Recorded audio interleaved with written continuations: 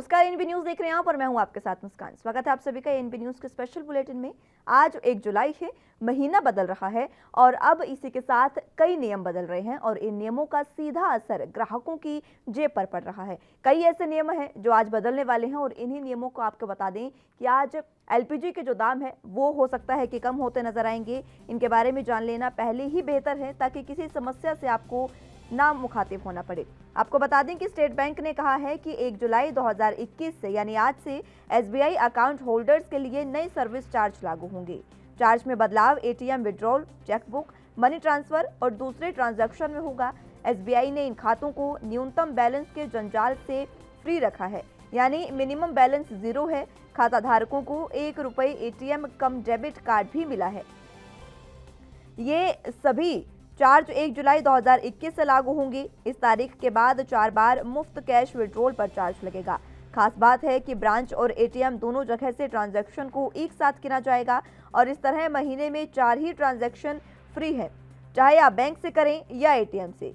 Cash निकालने पर ₹15 plus GST payment करना होगा। सिंडिकेट बैंक और केनरा बैंक में भी मर्जर हो गया है। ये दूसरा नियम है जिसमें बदलाव होने वाला है और अब सिंडिकेट और केनरा बैंक के मर्जर के बाद बैंकिंग डिटेल बदलने वाली है। केनरा बैंक ने कहा है कि पूर्ववर्ती सिंडिकेट बैंक की शाखाओं का आईएफएससी कोड 1 जुलाई 2021 यानी आज से बदल जाएगा। केनरा बैंक ने कहा है कि ग्राहकों को एनईएफटी, आरटीजीएस और आईएमपीएस के जरिए फंड लेने के लिए नए केनरा आईएफएससी कोड का इस्तेमाल करना होगा। पूर्ववर्ती सिंडिकेट बैंक के ग्राहकों को बदले आईएफएससी और एमआईसीआर कोड के साथ नई चेकबुक हासिल करनी होगी।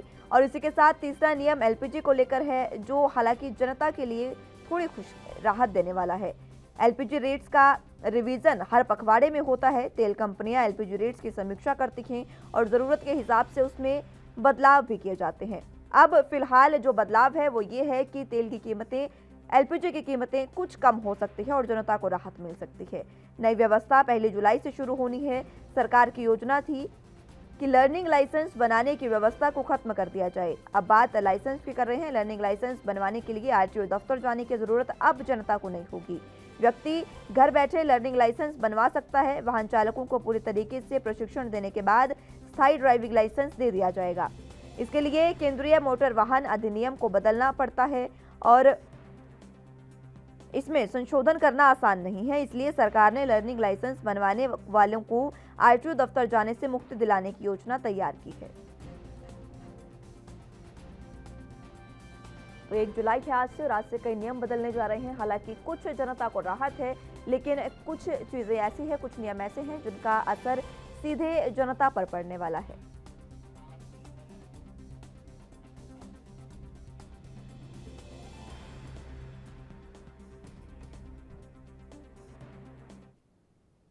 वहीं कोरोना संकट काल में महंगाई की मार झेल रहे आम आदमी पर एक और बोझ पड़ने जा रहा है। 1 जुलाई यानी आज से अमूल दूध ₹2 लीटर महंगा हो गया है। कल से ही देश के सभी राज्य में नए रेट जो है वो बता दिए गए थे और उसके बाद से अमूल के सभी milk product, Amul gold, Amul शक्ति और तमाम जो अमूल के प्रोडक्ट्स हैं वो आज से महंगे हो जाएंगे और उसमें ₹2 प्रति लीटर के हिसाब से बढ़ोतरी की गई है। यानी 1 जुलाई यानी आज से दिल्ली, एनसीआर, गुजरात, महाराष्ट्र, पश्चिम बंगाल समेत अन्य राज्यों में अमूल दूध महंगे दाम में मिलेगा। करीब 1.5 साल के बाद ये है जब अमूल की ओर से ये दाम बढ़ाए गए हैं। जानकारी के मुताबिक नए दाम लागू होने के बाद अमूल गोल्ड का दाम ₹58 प्रति लीटर होगा। गौरतलब हो कि कोरोना संकट के कारण पिछले करीब 1.5 साल से लोगों के कामकाज पर काफी असर पड़ा है। इस बीच पेट्रोल और डीजल के दामों में भी लगातार बढ़ोतरी हो रही है। देश के कई हिस्सों में पेट्रोल ₹100 प्रति लीटर से अधिक दाम पर बिक रहा है और इसी बीच पेट्रोल डीजल के बढ़ते दामों का असर सीधे दूध के रेट पर पड़ता दिखाई दे रहा है। लॉकडाउन और अनलॉक की प्रक्रिया के बीच लगातार बाजार खुल रहे हैं और बंद भी हो रहे हैं। ऐसे में लोगों के रोजगार पर जारी संकट के बीच बढ़ती महंगाई नई चिंता का विषय बनती जा रही है।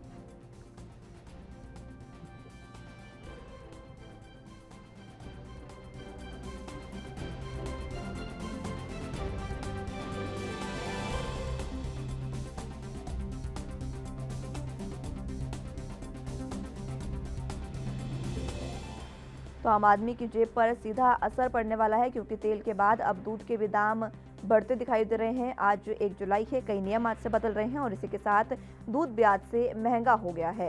पेट्रोल डीजल की जो कीमतें बढ़ रही हैं उसका सीधा असर अब तमाम चीज़ों पर देखने को मिल रहा है, जिसके बाद अब दूध महंगा हो गया है। इससे पहले जो तेल है उसके दाम भी महंगे हुए थे, यानी कि लगातार महंगाई का सीधा असर जनता पर पड़ रहा है, जिसके बोझ तले जनता दबती जा रही है।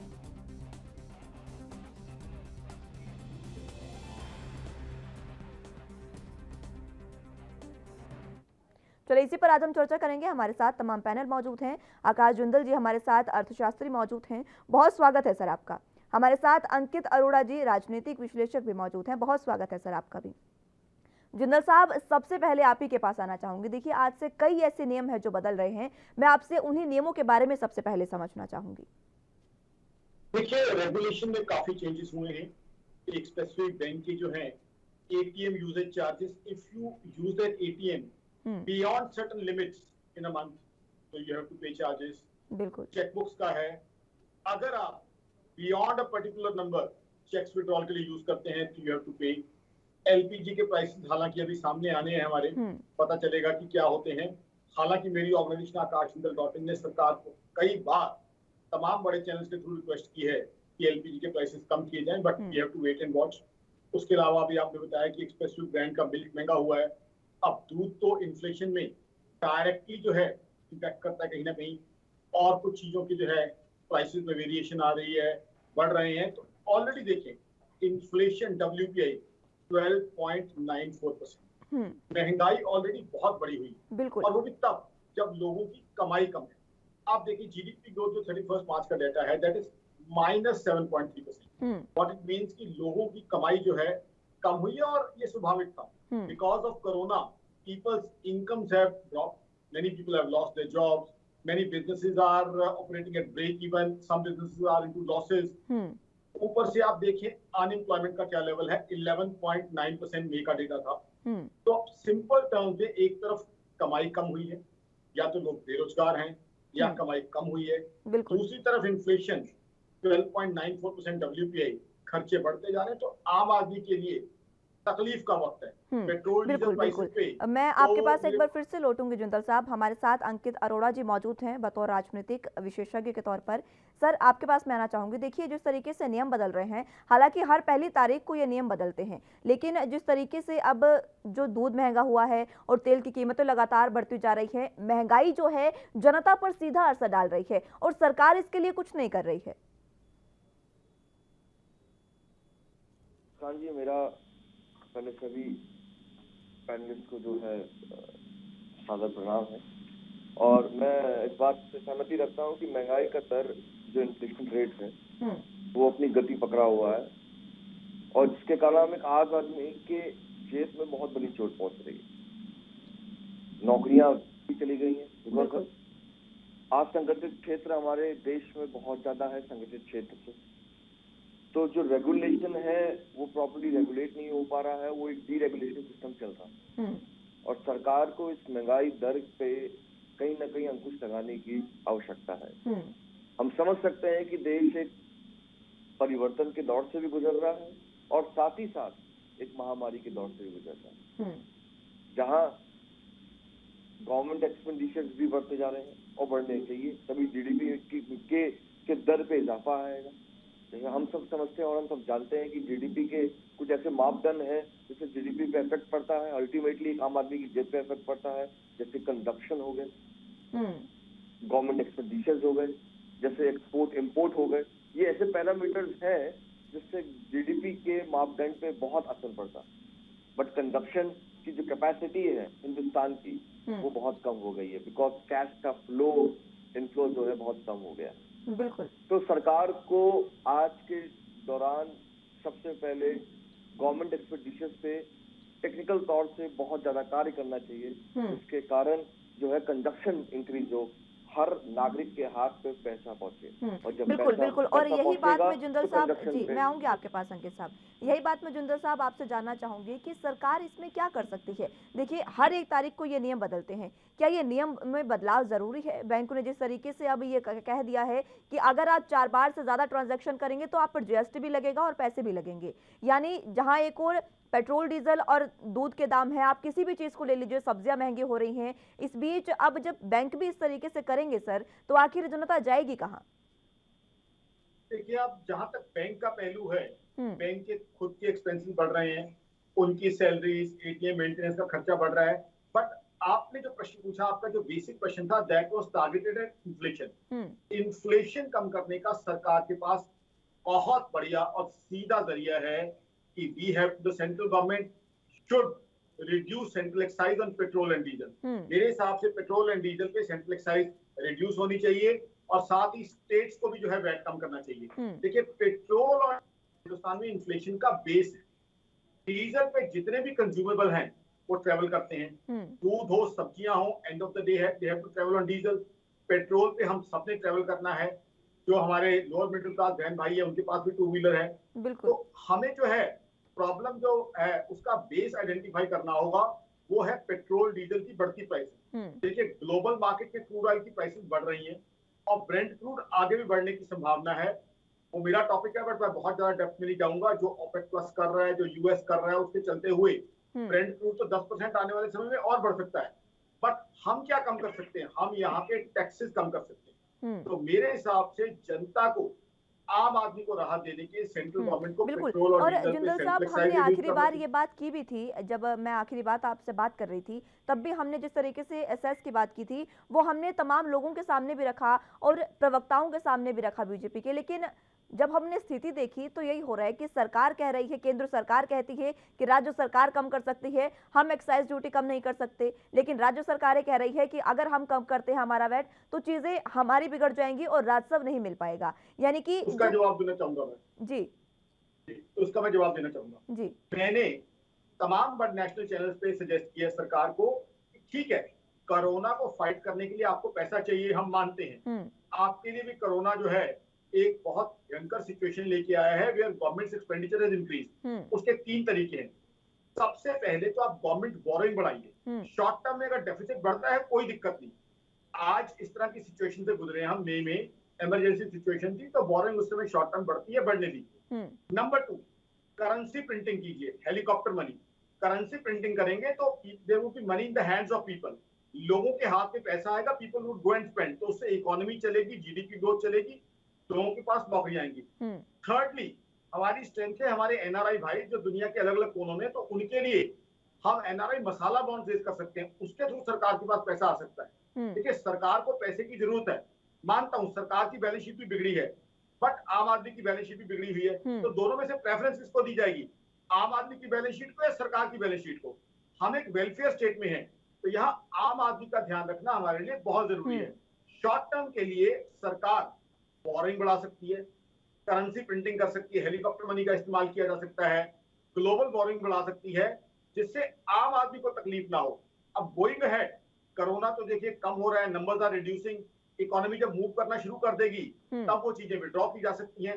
मेरे हिसाब से जो है पेट्रोल और डीजल के थ्रू टैक्सेस रेज करके आम आदमी में बर्डन डालना, ये कोई सही तरीका नहीं है। दुनिया भर में हमने देखा है, बाकी किसी कंट्री में तो इस तरह के फ्यूल के ऊपर टैक्सेस बढ़ाए नहीं गए। ये नहीं कहा गया कि कोरोना को कम्बैट करना है तो हमें टैक्सेस बढ़ाने हैं। देखिए, 10 सेकंड और दूंगा, बीजेपी सरकार की मैं बहुत इज्जत करता हूँ। इकोनॉमी को यही लोग जो है 5th लार्जेस्ट इकोनॉमी बनाया है इन्होंने मोदी साहब की गाइडेंस के अंडर। मोदी साहब को आज तक का मैं बेस्ट प्राइम मिनिस्टर मानता हूँ। इन्हीं के गाइडेंस के अंदर आज से 2 साल पहले हमारी जीडीपी ग्रोथ फास्टेस्ट हुई थी। बट आज की तारीख में मेरे हिसाब से पेट्रोल डीजल का रेट के ऊपर टैक्सेस कम करने चाहिए और 3 तरीके मैंने आपको सजेस्ट किए हैं। तीनों तरीके से सरकार पैसा रेज करे ताकि आम आदमी को रिलीफ दे। हम एक वेलफेयर गवर्नमेंट है, for the people, of the people, by the people. तो हमें पीपल, आम आदमी का ध्यान रखना है, उसके चेहरे की मुस्कान रहनी चाहिए। पहले ही कोरोना से जूझ के हटाया वो, कईयों ने अपने जो है निकट जनों का, कईयों ने अपने नियर एंड डियर्स को खोया है, कोई कोरोना से अभी तक पूरी तरह रिकवर नहीं हुआ है। ऐसे में फाइनेंशियल बोझ उस पर ना पड़े, आई थिंक ये ध्यान रखना सेंट्रल गवर्नमेंट और स्टेट गवर्नमेंट, स्टेट गवर्नमेंट की भी लायबिलिटी आ जाती है। दोनों की लाइबिलिटी, ना सिर्फ सेंट्रल गवर्नमेंट, स्टेट गवर्नमेंट्स को भी जो है इसमें देना चाहिए, बिकॉज मैंने बार बार कहा है जीएसटी काउंसिल में, जीएसटी में लाया जाए पेट्रोल डीजल। अब जीएसटी काउंसिल में तो सेंट्रल गवर्नमेंट भी मेंबर है, स्टेट गवर्नमेंट भी वोट है, तो वहां मैं स्टेट गवर्नमेंट से पूछता हूँ आपने कितनी बार बात की है कि जीएसटी काउंसिल के एजेंडा में से लाया जाए। बिल्कुल, दोनों से मेरी तो रिक्वेस्ट है कि please reduce petrol and diesel prices by reducing taxes और getting petrol and diesel into GST, because GST में maximum rate of tax is 28%। बिल्कुल बिल्कुल जिंदल साहब, बहुत ही बेहतरीन तरीके से बताया और इसके लिए आप वाकई बधाई के पात्र हैं जिस तरीके से आपने चीज़ों को समझाया। और हम भी सरकार से यही उम्मीद करते हैं कि आपके 3 सुझावों पर वो सोचे समझे विचार करें और हो सकता है कि कहीं ना कहीं इससे आम जनता को राहत मिल सके, क्योंकि हमारा जो मेन मकसद है वो आम जनता को राहत देना है। अंकित साहब, आपके पास मैं आना चाहूंगी, जो बेरोजगारी है सर इस समय में दोहरे अंकों में आंकी जा रही है, इससे पहले ये कभी नहीं हुआ भी होगा तो बहुत लंबा समय है। बेरोजगारी जो थी वो काफी अब लगातार बढ़ती जा रही है और दोहरे आंकड़े जो अब आ गए हैं बेरोजगारी के, ये वाकई चिंताजनक है। लॉकडाउन में तो ये और ज्यादा हो गया है। अब क्या सरकार इस पर कर सकती है कि इनको किस तरीके से अब बेरोजगारी को खत्म कर सकती है? और मैं आपसे साथ ही साथ ये भी जानना चाहूंगी, जिंदर साहब ने बहुत अच्छे सुझाव दिए हैं, उन पर आप किस तरीके से सहमति जताएंगे? मुस्कान जी, मैं पहले तो जिंदल साहब के सुझावों का समर्थन करता हूं और स्वागत करता हूं।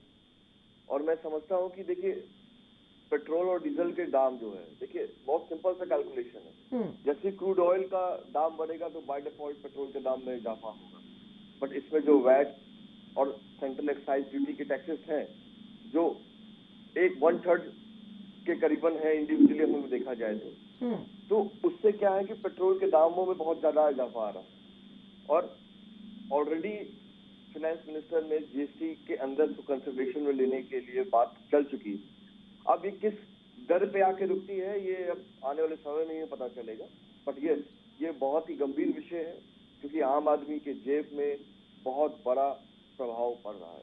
और एक बार डीजल के प्राइसेस गिर जाने के बाद, क्योंकि जितने भी हमारी कमोडिटीज हैं, कंजप्शन के आइटम्स हैं, सब कहीं ना कहीं डीजल पे डिपेंडेंट है। रीजन बीइंग क्योंकि ट्रांसपोर्टेशन का जो जरिया है वो डीजल के माध्यम से ही है, सारे ट्रक्स में, सारे व्हीकल्स में बेसिकली। तो बाय डिफॉल्ट कमोडिटीज में, आइटम्स में प्राइसों का इजाफा हम देखने को दिख सकता है। तो ये एक नॉर्मल डेरिवेटिव है बेसिकली, हम समझ सकते हैं। इनकी डिपेंडेंसी बहुत डायरेक्टली है। और बात रही हेलीकॉप्टर मनी की, जिन्होंने बात की, मैं हेलीकॉप्टर मनी पे जो है पूरी तरह समर्थन नहीं रखता, बिकॉज हेलीकॉप्टर मनी से जो है कैश प्रिंटिंग करने से जो है सॉल्यूशन नहीं निकलेगा। हो सकता है कि हम शॉर्ट टर्म सॉल्यूशन निकाले, बट मेरे हिसाब से लॉन्ग टर्म के लिए ये देश के लिए अच्छा नहीं होगा। अगर मैं जिंदर सब जानते होंगे, जैसे जिम्बाब्वे में हुआ, अपनी इकोनॉमी को बूस्ट करने के लिए उन्होंने बहुत कैश प्रिंटिंग की।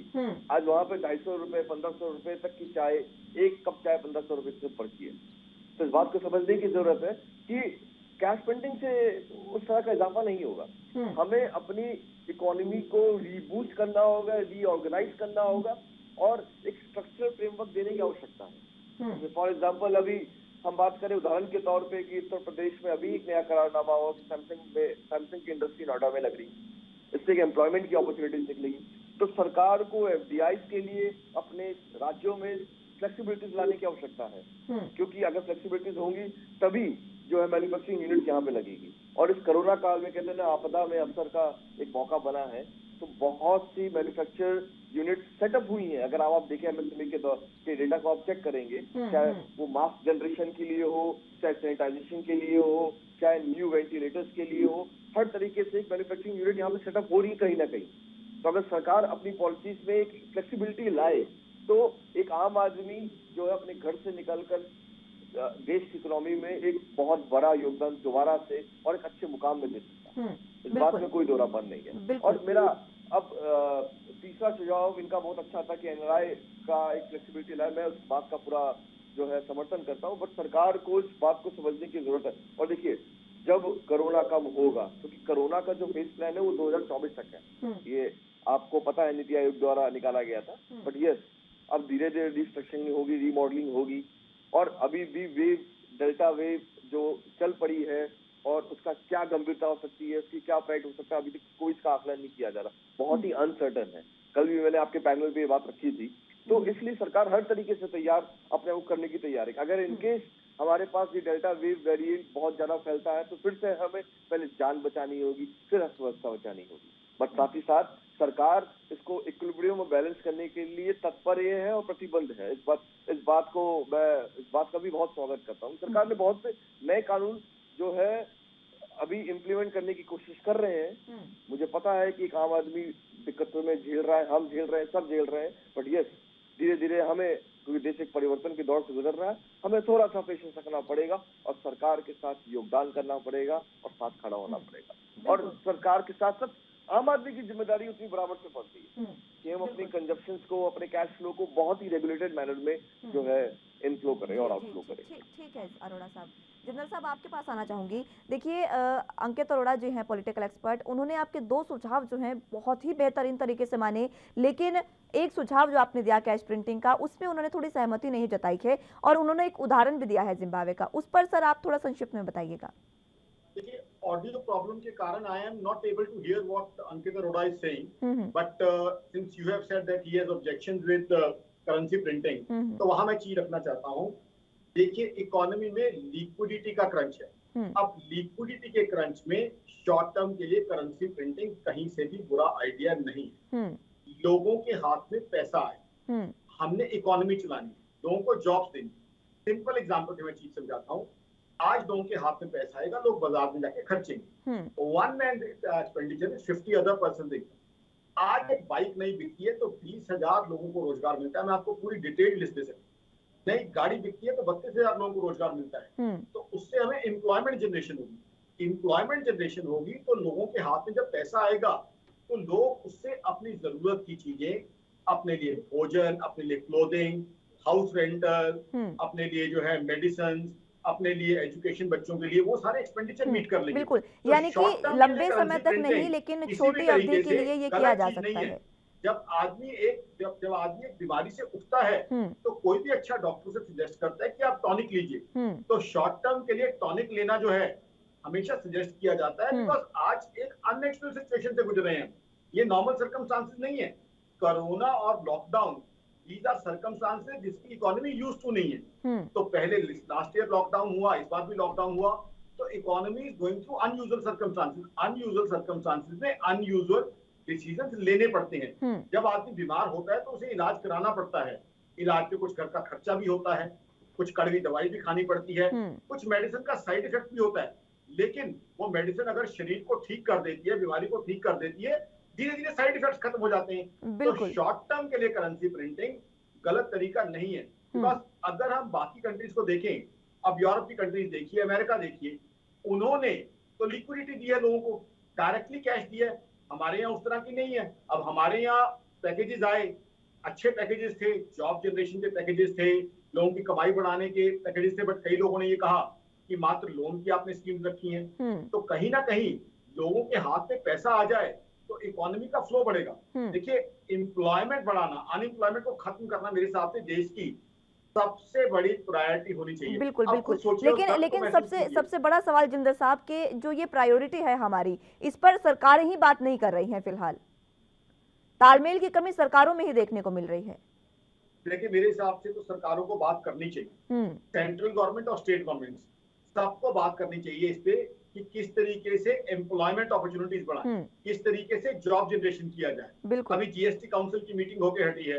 अब जीएसटी काउंसिल की मीटिंग से पहले मैं तो ये कहूंगा, पूरे रिक्वेस्ट और विद ड्यू रिगार्ड्स कहूंगा, with all respect and due regards, कि मैं गला फाड़ फाड़ के थक गया अलग चैनल्स पे कि कृपया आप जीएसटी कुछ चीजों पे कम कर दीजिए, उससे डिमांड बढ़ जाएगी। टैक्सेस कम कर दीजिए तो डिमांड बढ़ जाएगी, उससे क्या है, इकोनॉमी अपने आप मूव कर देगी।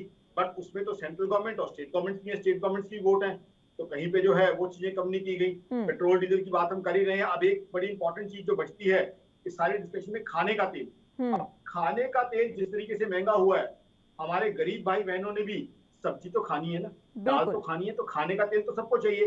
अब खाने के तेल में मैंने सरकार को वही रिक्वेस्ट की है और आपके प्लेटफॉर्म से मेरी ऑर्गेनाइजेशन आकाशंदर.in की दोबारा सरकार से रिक्वेस्ट है, एक तो उस पर इम्पोर्ट ड्यूटी रिड्यूस की जाए, और गरीब भाई बहनों के लिए उसमें सब्सिडी दी जाए। बिल्कुल बिल्कुल। क्योंकि और खाने का तेल इसी तो बहुत इसी जरूरी सवाल है। के साथ मैं आऊंगी जिंदल जी आपके पास। अंकित जी आपके पास मैं आना चाहूंगी। देखिए जिस तरीके से बेरोजगारी की बात की है जिंदल साहब ने, ये वाकई बात है भी, क्योंकि अगर बेरोजगारी सरकार नहीं कम करती है तो देश में जो स्थिति आगे आएगी, क्योंकि तीसरी लहर का देखिए अभी चेता दिया गया है, और अगर संक्रमण तीसरी लहर में भी बढ़ता है तो हो सकता है कि लॉकडाउन की नौबत एक बार फिर से आ जाए, उस समय भी बेरोजगारी और ज्यादा बढ़ जाएगी। तो अब ही स्थिति को हम संभाल सकते हैं, ये क्या कारण है कि हम नहीं संभाल पा रहे हैं? और एक आपसे सुझाव भी चाहूंगी कि कैसे जो बेरोजगारी है उसको अब कम किया जा सकता है।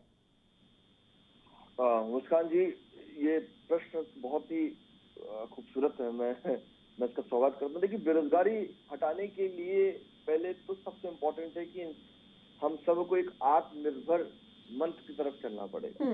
देखिए, इंफ्रास्ट्रक्चर नहीं है हमारे यहाँ, अनऑर्गेनाइज सेक्टर बहुत ज्यादा है हमारे यहाँ। तो पहली बात तो इंफ्रास्ट्रक्चर को बिल्ड करने की जरूरत है, न्यू मैन्युफैक्चरिंग यूनिट्स लगाने की जरूरत है। उसके लिए राज्यों को फ्लेक्सिबिलिटीज देने की जरूरत है in terms of policies, so that की न्यू इन्वेस्टर्स एफडीआईज हमारे पास आ सके। तो बहुत सा तगड़ा जो स्किल्ड लेबर है बेसिकली, या अनस्किल्ड लेबर है, वो कहीं ना कहीं जो ज्यादा रूप से लग सके। पहले तो एम्प्लॉयमेंट को इंक्रीज करने का सबसे बेहतरीन तरीका यही है। सरकार को अपनी जितनी भी स्कीम्स हैं जो रूरल एरियाज में, जो नीचे तबके में चल रही है, उसको और बूस्टअप करने की आवश्यकता है। और देखिए, जैसे जनरल साहब कह रहे थे कि प्रिंटिंग हेलीकॉप्टर मनी की जो वो बात कर रहे थे कि छोटे स्तर पे किया जाए, राइट, छोटे समय के लिए भी कर सकते हैं। बट क्या होता है कि हमेशा ये देखा गया, ये एक एक्सपीरियंस रहा है कि देखिए, जो प्रिंटिंग मनी होता है ना, वो मिनिमम रिजर्व सिस्टम के बेसिस पे मनी प्रिंट किया जाता है, जो एक वर्ल्ड बैंक की गाइडलाइंस के हिसाब से। और अगर बहुत ज्यादा कैश प्रिंट किया जाएगा तो डिमांड ऑफ गुड्स बहुत ज्यादा हो जाएंगी। जब डिमांड हद से ज्यादा हो जाएंगी तो जो कंज्यूमेबल आइटम्स है उनके प्राइसेस इंक्रीज हो जाएंगे, एंड देन अगेन इन्फ्लेशन के जो है रास्ते खुल जाएंगे। तो इन्फ्लेशन अपने अंकित जी आपकी बातों में जिंदल साहब कुछ जोड़ना चाह रहे हैं सर। जी आपकी बातों में जिंदल साहब कुछ कहना चाह रहे हैं। जिंदल साहब, सर समय की थोड़ी सी कमी है, सर थोड़े से समय में अपनी बात रखिएगा। It's good that I could hear Ankit this time. इन्होंने कहा कि चीजों की डिमांड बहुत बढ़ जाएगी कंज्यूमेबल्स की। जी नहीं, अगर हेलीकॉप्टर मनी आएगा, कंज्यूमेबल्स तो अभी भी हम ले रहे हैं, आटा दाल रोटी तो सब लोग ले रहे हैं। उससे क्या होगा, जो कंफर्ट और लग्जरीज है उसकी डिमांड बढ़ेगी। अब इकोनॉमी चलती है मेरे दोस्त कंफर्ट और लग्जरीज की डिमांड से। इकोनॉमी की ग्रोथ कभी भी रोटी आटा दाल चीनी से नहीं चलती। इकोनॉमी तब चलती है जब आप तमाम चीजों से चलती है। मैं माफी चाहूंगी जिंदल साहब आपको रोकने के लिए, देखिए समय की थोड़ी सी कमी है, मैं रोकना चाहूंगी आपको। बहरहाल बहुत ही शुक्रिया आप दोनों का हमारे साथ जुड़ने के लिए और तमाम बातें अपनी साझा करने के लिए और अपना कीमती समय हमें देने के लिए। फिलहाल के लिए मेरे साथ बस इतना ही। आप जुड़े रहिए एनबी न्यूज के साथ। नमस्कार।